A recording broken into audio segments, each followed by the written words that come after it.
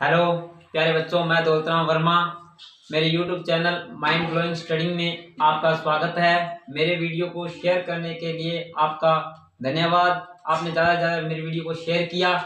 अब वास्तविक संख्या प्रश्नावली 1.1 के कुछ उदाहरण लेंगे, जिसमें से पहला उदाहरण है 4052 और 12576 का HCF यूक्लिड विभाजन एल्गोरिथम का प्रयोग कर हमें निकालना है। जैसे हमने कक्षा 8 और 9 में पढ़ा है, भाग कर विधि करनी, और भाग हमेशा वही है। अपने को 4552 भाग 12576 में करना है। जो सूत्र अपने प्रश्नावली में दिया हुआ है उस सूत्र को ये इसी अकॉर्डिंग लिखा जाएगा। अब इस देखो बच्चों, 3 से गुणा करेंगे तो 12156 आएगा। ठीक है, तो 6 में से 6 गए 0, 7 में से 5 गए 2 और 5 में से 1 गया 4। तो अपने पास शेष फल क्या बचा? ये शेष फल बच गया 420। तो इसको देखो भाई, तब तक करना है सवाल को जब तक 0 ना आए। तो इसको लिखेंगे कैसे? स्टेप नंबर 1, 12556 बराबर 4052 गुणा 3, जितने पर अपना जितना भागफल आया है, प्लस आर का मतलब जो शेष फल है 420। अब स्टेप नंबर 2 में क्या करना है? तो आप इसको आसान बनाने के लिए यहाँ पर आप ऐसे लिख सकते हो कि 420 बराबर ये, मतलब अभी तक अपने पास 0 नहीं आया है, मतलब अपने पास 420 शेष फल है। अब स्टेप नंबर 2, अब आप क्या कर सकते हो? इस संख्या को आप भाजक ले सकते हो और इसे 4052 को भाज्य। ठीक है, सेम भाग करना है जितने पर जाए। अब इसको कितने पर जाएगा? ये अपने पर इसको कर 9 चौक 36, 0 18 1 36 और 1 37, मतलब 3780 होगा। अब इसमें माइनस करेंगे, 2 में से 0 गए 2, अब 5 में से 8 जाते नहीं, हंस लेंगे तो 15 में से 8 गए 7, यहाँ बचे 9 और 9 में से 7 गए 2 और 3 में से 3 गए। अब अपना शेष फल क्या बचा? ये शेष फल ये बचा। तो इसको भी अपने स्टेप नंबर 2 में यही ऐसे लिखना है, इसको भी। अब अपना नया भाज्य क्या था? 4052 बराबर 420 गुना कितने पे गया था? 9 पर। भागफल कितना आया था? 9, और प्लस जो अपना शेषफल था 272। अभी तक देखो भी, अभी तक सिद्ध नहीं हुआ है, तो अपने फिर इसको ऐसे लिख सकते हैं 272, मतलब अभी भी 0 नहीं आया है। अब स्टेप नंबर 3, अब देखो भी यहाँ पर ये संख्या जो बची थी अपने पास 272 भाग 420, अब ये जाएगा 1 पर।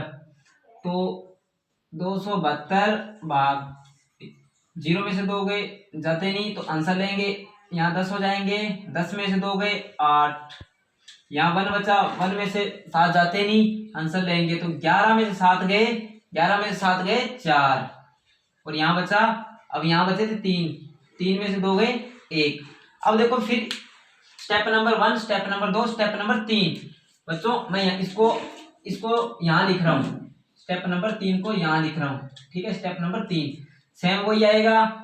ठीक है, अपने पास संख्या क्या थी? 420 बराबर 272 गुणा 1, क्यों 1 पर गया, प्लस आर 148। ये स्टेप नंबर 3। तो अपने इसके अंदर भी ऐसे लिखना है कि अभी तक अपने पास आया नहीं, मतलब शेषफल अभी भी 0 के बराबर नहीं है, 0 के बराबर नहीं है। ठीक है, अब स्टेप नंबर 4, अब सेम वही करनी है प्रक्रिया जो 148 भाग 272। आपने हमेशा ध्यान रखना है कि इस संख्या को बीच में लेना है, फिर जो संख्या आएगी फिर उसको बीच में लेना है। ठीक है। अब देखो फिर एक पर जाएगा ये 148, तब तक करना जब तक जीरो ना आ जाए। उसी को बोलते हैं एचसीएफ यूक्लिड विभाजन एल्गोरिथम विधि बोल दो प्रयोग करके। अब देखो 2 में से 8 जाते नहीं तो कैरी आंसर लेंगे, तो 12 में से 8 गए, अपने बचेंगे 4। उसके बाद 6 में से 4 गए 2, और 2 में से 1 गया 1। अब 124 आ गया। तो लिखने का तरीका वही है, स्टेप नंबर 4। ब्लैक बोर्ड छोटा है इसी कारण स्टेप नंबर 4 मैं यहां लिख रहा हूं। स्टेप नंबर 4, अब देखो 272 बराबर 148 गुणा जो भी अपना भागफल आया है 1 प्लस जो भी अपना आर या शेषफल आया है वो मतलब 124। तो अभी भी अपना शेषफल 0 नहीं आ रहा। ठीक है। अब लाइन नंबर 5, अब ये संख्या थी, अब ये संख्या जो निकली है वो बीच में आ जाएगी। अब लिखने का तरीका 124 भाग 148, फिर ये जाएगा 1 पे 4, 8 में से 4 गए 4, और 4 में से 2 गए 2, तो 24। अब फिर वो लिखने का तरीका step number 1, step number 2, step number 3, step number 4। अब स्टेप नंबर 5, फिर अपने लिखेंगे 148 बराबर 124 गुणा 1 जो भी अपने पास आर बचा है 24। फिर वही लिखेंगे, मतलब अभी तक अपने पास शेषफल 0 नहीं आया है। बच्चों मैं इसको एक बार मिटो रहा हूं क्योंकि ब्लैक बोर्ड छोटा है। बच्चों अब ये चीज मैं यहां लिख दी मैंने। अब ये देखो ये जाएगा 5 पर, 24 5 120। अब शेषफल कितना बचा 4।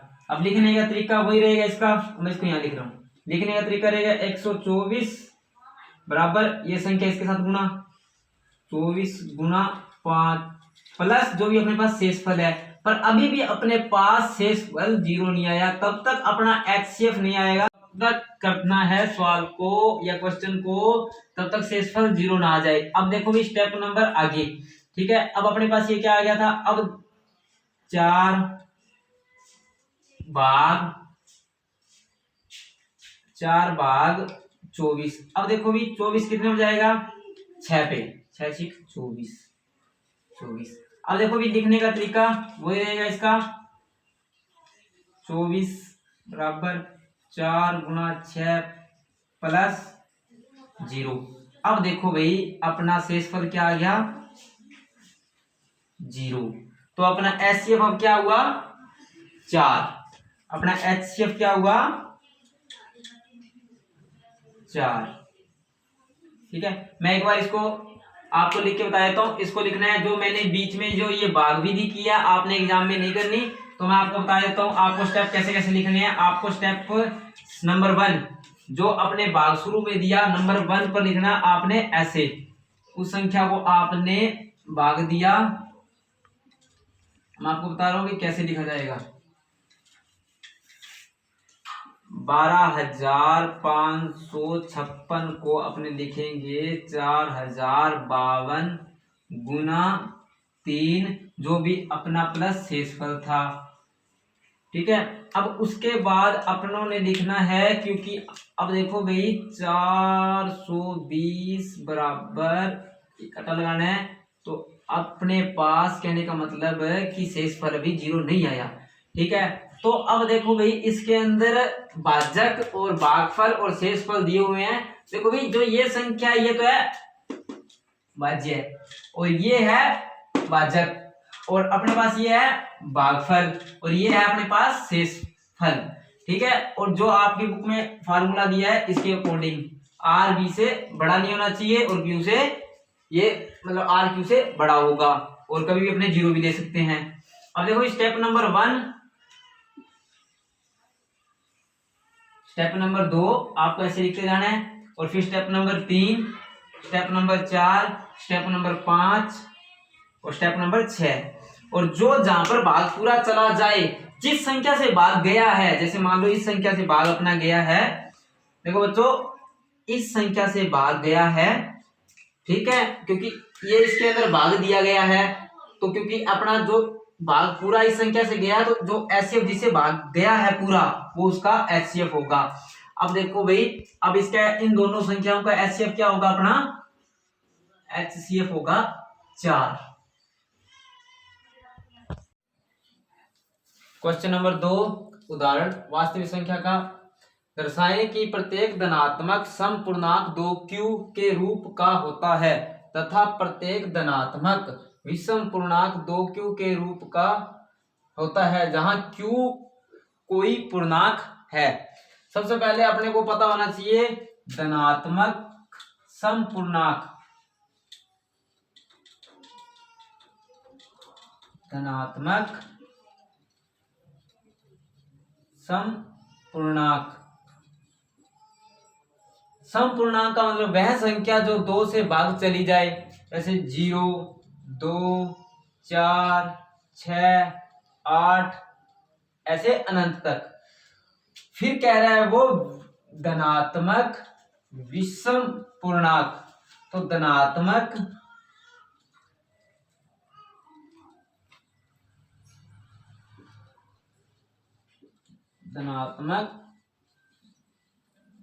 विषम पूर्णांक। अब विषम वह संख्या जो 2 से भाग नहीं जाती, जैसे 1, 3, 5, 7, 9 अनंत तक। अब ये क्वेश्चन क्या कह रहा है कि हमें ये बताना है कि 2q और 2q+1 ये विषम है या इसके अंदर q का पूर्णांक ज्ञात करना है। तो सबसे पहले अपने को पता है कि भी जो धनात्मक संख्या है जो समपूर्णांक 2 से भाग जाती है। अब सबसे पहले देखते हैं अपने लिखने का तरीका वही।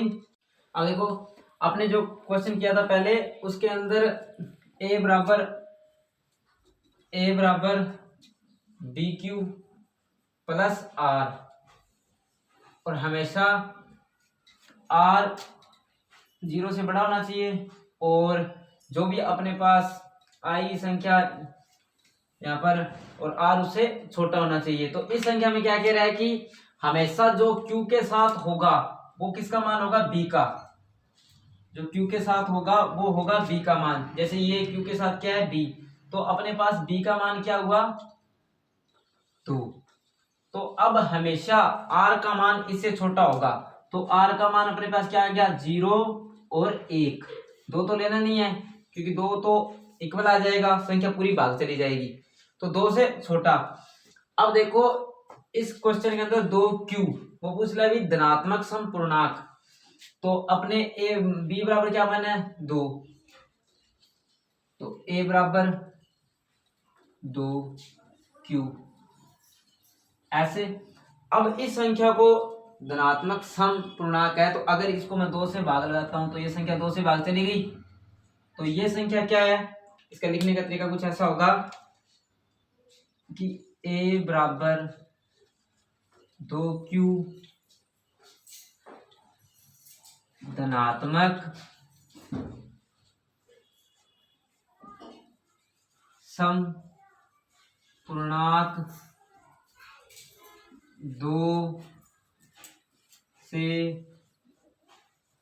भाज्य है। अब ये पूछ रहे विषम पूर्णांक 2q, सेम इसको भी ऐसे लिखेंगे a बराबर 2q+1। अब वो कह रहा है विषम पूर्णांक, तो विषम का मतलब 1, 3, 5, 7 अनंत तक वह संख्या जो 2 से भाग ना जाए। अब अपने लिखेंगे अब ये संख्या 2 से भाग नहीं जा रही, तो इसमें अपने लिख देंगे कि a बराबर 2q+1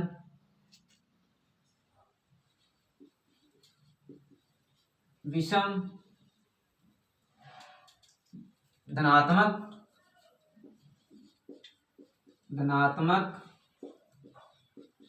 विषम पूर्णांक 2 से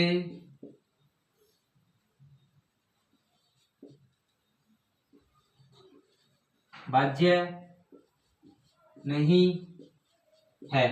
और एक बात हमेशा ध्यान रखना कि इसमें अपने को ए का मान निकालना होता है, क्योंकि इसने जो अपने को 2q दिया है तो मतलब b का मान दिया हुआ है। तो अपना इसके अंदर ये ध्यान रख लेना, जो 2q प्लस के साथ में अगर यहाँ कोई विषम संख्या है वो 2 से भाग नहीं जाएगी।